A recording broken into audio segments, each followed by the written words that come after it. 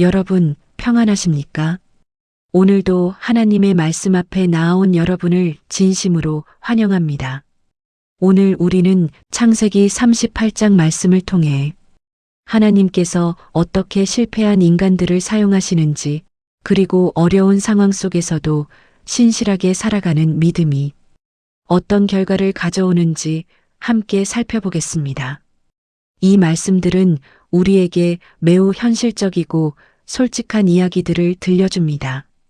인간의 연약함과 실패, 그러나 그 모든 것을 통해서도 변함없이 일하시는 하나님의 은혜와 신실하심을 보여줍니다. 시작 전에 구독과 좋아요 부탁드립니다. 이제 마음 깊이 하나님이 오늘 우리에게 주시는 말씀을 들어보시기 바랍니다. 창세기 38장. 그 후에 유다가 자기 형제들로부터 떠나 내려가서 아둘람 사람 히라와 가까이 하니라. 유다가 거기서 가나안 사람 수아라 하는 자의 딸을 보고 그를 데리고 동침하니 그가 임신하여 아들을 낳음에 유다가 그의 이름을 에리라 하니라. 그가 다시 임신하여 아들을 낳고 그의 이름을 오난이라 하고 그가 또다시 아들을 낳고 그의 이름을 셀라라 하니라.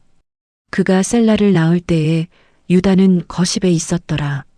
유다가 장자 엘을 위하여 아내를 데려오니 그의 이름은 다말이더라.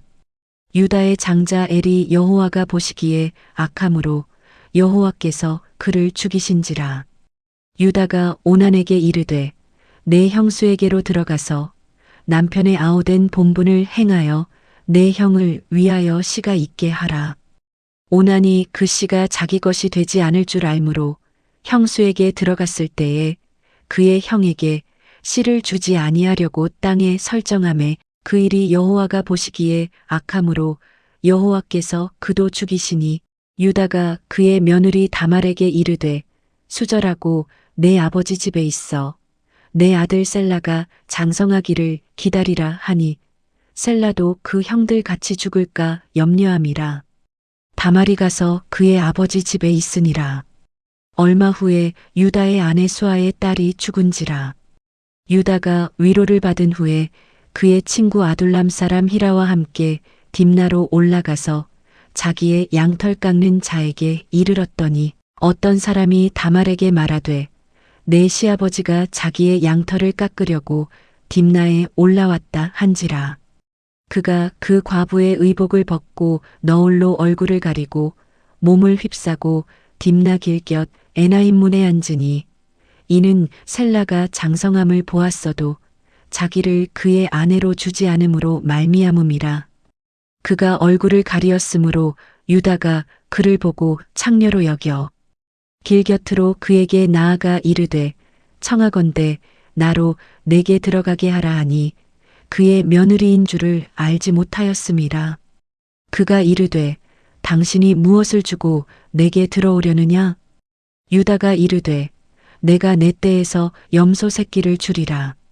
그가 이르되 당신이 그것을 줄 때까지 담보물을 주겠느냐? 유다가 이르되 무슨 담보물을 내게 주랴? 그가 이르되 당신의 도장과 그 끈과 당신의 손에 있는 지팡이로 하라.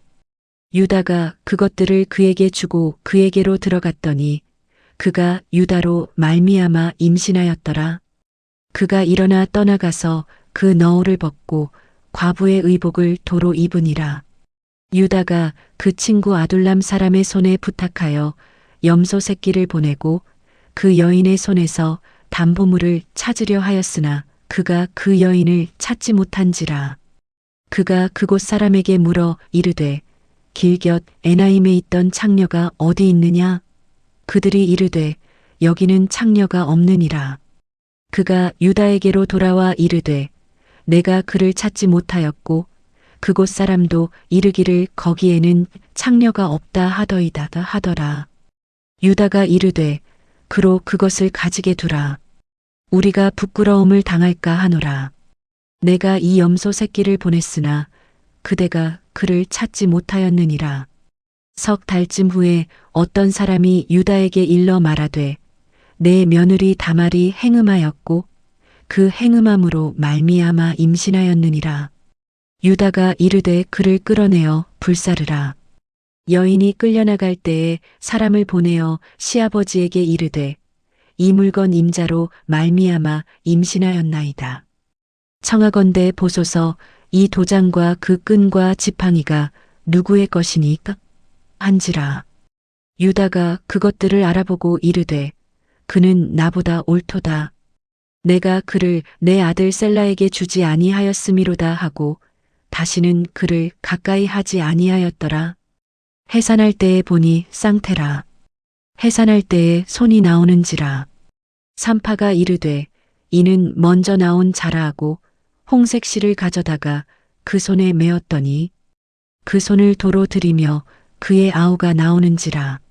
산파가 이르되 내가 어찌하여 터뜨리고 나오느냐 하였으므로 그 이름을 베레스라 불렀고 그의 형 곧 손에 홍색 실 있는 자가 뒤에 나오니 그의 이름을 세라라 불렀더라. 해설과 묵상. 형제들을 떠난 유다. 38장은 갑자기 요셉 이야기에서 벗어나 유다의 이야기를 다룹니다. 왜 이 시점에서 유다의 이야기가 나오는 것일까요? 37장에서 요셉이 형들에게 팔려간 후 유다는 형제들을 떠나 아둘람 사람 히라와 가까이 합니다. 이것은 단순한 이주가 아니었습니다. 이것은 영적인 이탈이었습니다. 하나님의 언약 공동체를 떠나는 것이었습니다. 유다는 요셉을 팔자고 제안한 사람이었습니다. 그 일로 인한 양심의 가책과 아버지의 슬픔을 견딜 수 없었을 것입니다. 그러나 도망친다고 해서 문제가 해결되지는 않습니다. 오히려 더 큰 문제에 빠지게 됩니다. 유다는 가나안 족속의 딸과 결혼합니다. 이것은 아브라함의 후손으로서는 적절하지 않은 선택이었습니다. 하나님의 백성은 구별된 삶을 살아야 했기 때문입니다. 때로 우리도 어려운 상황에서 도망치고 싶을 때가 있습니다. 교회를 떠나고 신앙을 포기하고 세상과 타협하고 싶을 때가 있습니다. 그러나 그것은 해결책이 아닙니다. 오히려 더 큰 문제의 시작일 수 있습니다. 악한 아들들과 책임의 회피. 유다의 장자 엘은 여호와 앞에 악했습니다. 하나님께서 그를 죽이셨습니다. 둘째 오난도 형수부제의 의무를 거부하고 죽임을 당했습니다. 형수부제는 당시의 관습으로 형이 후사를 남기지 못하고 죽으면 동생이 형수와 결혼하여 형의 후사를 이어주는 제도였습니다. 오난은 의무는 행하되 책임은 지지 않으려 했습니다. 자신의 쾌락은 취하되 후사를 잇는 책임은 회피했습니다. 이것이 하나님 앞에 악한 일이었습니다. 우리도 때로 이런 모습을 보일 수 있습니다. 권리는 누리려 하되 책임은 지지 않으려 하는 것입니다. 축복은 받으려 하되 의무는 다하지 않으려 하는 것입니다. 하나님은 이런 이기적인 모습을 기뻐하지 않으십니다. 믿음의 사람은 권리와 의무, 축복과 책임이 함께 따라온다는 것을 알아야 합니다. 다말의 절박한 선택. 유다는 막내 셀라가 장성하면 다말에게 주겠다고 약속했지만 시간이 지나도 그 약속을 지키지 않았습니다. 셀라도 형들처럼 죽을까 염려했기 때문입니다. 다말은 절망적인 상황에 놓였습니다. 과부가 되어 친정에 돌아가 있으면서 후사를 잊지 못한 채로 평생을 살아야 하는 상황이었습니다. 당시 여성에게 이것은 매우 심각한 문제였습니다. 경제적 보장도 없고 사회적 지위도 없으며 무엇보다 후손을 남기지 못한다는 것은 큰 불행이었습니다. 다말은 극단적인 선택을 합니다. 창녀로 위장하여 시아버지 유다와 관계를 갖는 것입니다.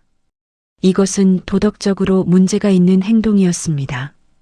그러나 여기서 우리가 놓치지 말아야 할 것은 다말의 동기였습니다. 그녀는 단순한 쾌락이나 복수를 위해서가 아니라 유다 가문의 후사를 잇기 위해서 이런 선택을 한 것입니다.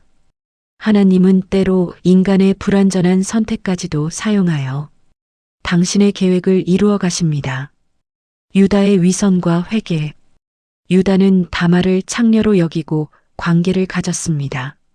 그리고 담보로 자신의 도장과 끈과 지팡이를 맡겼습니다. 석 달 후 다말이 임신했다는 소식을 들은 유다는 분노하며 말합니다. 그를 끌어내어 불사르라. 얼마나 위선적인 모습입니까? 자신은 창녀와 관계를 가지면서도 며느리의 행음에 대해서는 분노하는 것입니다. 그러나 다말이 증거물을 제시합니다. 이 도장과 끈과 지팡이가 누구의 것입니까? 진실이 드러나는 순간 유다는 무너집니다. 그리고 놀라운 고백을 합니다. 그는 나보다 옳도다. 이것은 단순한 인정이 아니라 회개였습니다. 자신의 잘못을 솔직히 인정하고 다말의 입장을 이해하며 자신의 약속 불이행을 뉘우치는 것이었습니다. 여기서 우리는 중요한 교훈을 얻습니다. 진정한 믿음의 사람은 자신의 잘못을 인정할 줄 아는 사람입니다. 변명하거나 책임을 전가하지 않고 솔직하게 자신의 죄를 고백할 수 있는 사람입니다.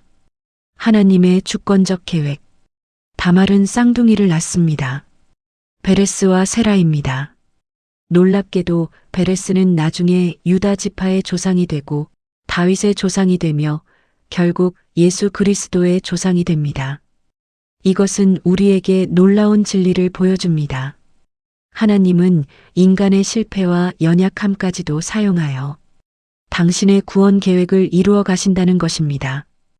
유다의 도망, 다말의 극단적 선택, 복잡한 가족사.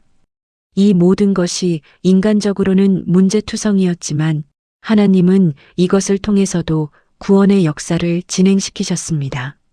삶의 적용. 도망하지 말고 돌아가라. 유다처럼 우리도 때로 도망치고 싶을 때가 있습니다. 실패했을 때, 실수했을 때, 부끄러울 때 말입니다. 그러나 도망은 해결책이 아닙니다. 하나님의 백성은 하나님께 돌아가야 합니다. 교회를 떠나는 것이 아니라 더 가까이 가야 합니다. 신앙을 포기하는 것이 아니라 더 깊어져야 합니다. 여러분이 지금 도망치고 싶은 상황에 있다면 유다의 모습을 기억하십시오. 도망친 후에 그의 삶이 얼마나 복잡해졌는지 보십시오. 하나님께로 돌아가십시오. 그곳에 진정한 해결책이 있습니다. 책임을 회피하지 말라. 오난처럼 권리는 누리되 책임은 지지 않으려 하지 마십시오. 가정에서의 책임, 직장에서의 책임, 교회에서의 책임을 성실히 감당하십시오. 축복을 받았다면 그에 따른 의무도 있다는 것을 잊지 마십시오. 은혜를 받았다면 그에 따른 사명도 있다는 것을 기억하십시오. 하나님은 책임감 있는 사람을 귀하게 여기십니다. 작은 일에 충성하는 자에게 큰 일을 맡기십니다. 실수했을 때는 솔직하게 인정하라. 유다가 그는 나보다 옳도다라고 고백한 것처럼 우리도 잘못했을 때는 솔직하게 인정해야 합니다. 변명하거나 책임을 전가하지 마십시오.